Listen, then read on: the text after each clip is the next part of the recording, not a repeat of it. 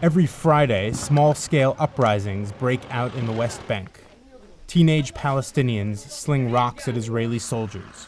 The army fires tear gas grenades and rubber bullets. It started as an isolated act of civil disobedience, protesting an Israeli security barrier. Now it's a weekly grassroots movement across 5 Palestinian towns.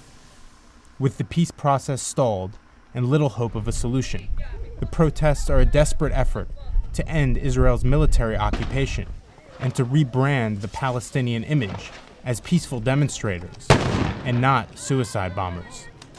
Bassem Tamimi, a Palestinian whose family has been living in the tiny village of Nabi Saleh for generations, is organizing the protests for the 6th straight week. We shout to the world to see what the settler and the settlement and the occupation do for the Palestinian. It's our voice. He is enraged that for the past 6 months, Palestinians have been prevented from accessing their farmland by settlers under the protection of the Israeli army. On this Friday morning, the Israeli soldiers have taken a position right behind Mr. Tamimi's home, which has become an unofficial headquarters for international activists who support their cause. On Friday, January 22nd, Israeli soldiers arrested Mr. Tamimi's wife, Nariman.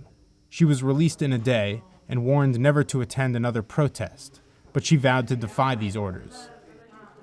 Just before the next demonstration, Nariman prepares food for some unlikely allies.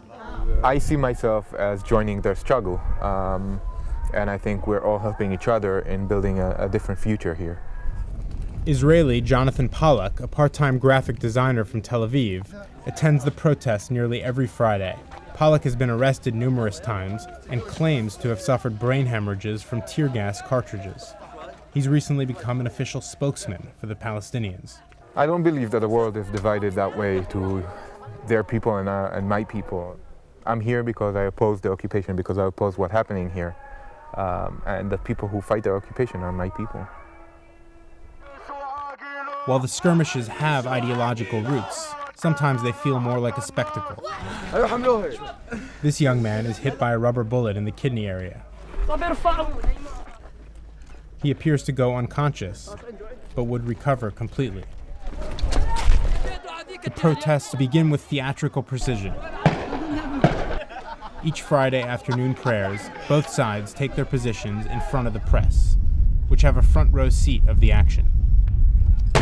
The media landscape is as much a battlefield as the borders are. But on some Fridays, the show takes a serious turn.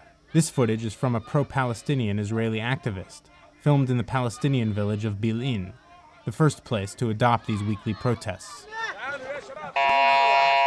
25-year-old Bil'in resident Bassem Abu Rahma, seen here wearing a fluorescent yellow shirt, was a regular protester.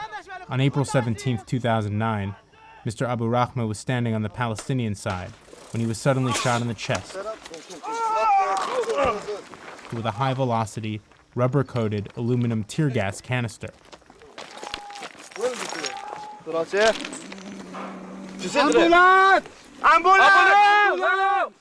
He died before reaching the hospital.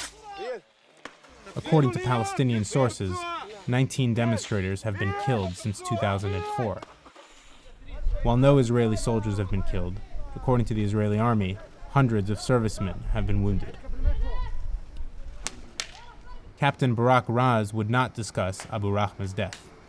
These are not peaceful protests. It's not people singing "We shall overcome." These are very violent, very dangerous, and very illegal methods. When the situation escalates, we have no choice but to use other riot dispersal means. The soldier shooting bombs, rubber bullets, and it's a small thing, the rocks, throwing stones. It is unclear whether the Palestinians are gaining support or changing their image through these protests. What is clear is that the Israeli army takes them very seriously. Back in Nabi Saleh,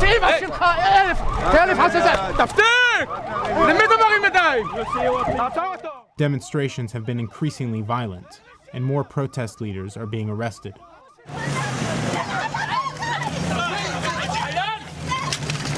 Mr. Tamimi's wife, Nariman, is arrested for the second Friday in a row, along with 5 other Palestinians. Israeli Jonathan Pollock is also arrested, but he's released an hour later. On the way home, he writes a press release detailing his version of the day's events. In late January, Nariman Tamimi is still incarcerated. With the army no longer behind his house, Mr. Tamimi goes for a stroll to explain to his young boys about their mother's detention. For the New York Times, this is Jaron Galinsky in Nabi Saleh, West Bank.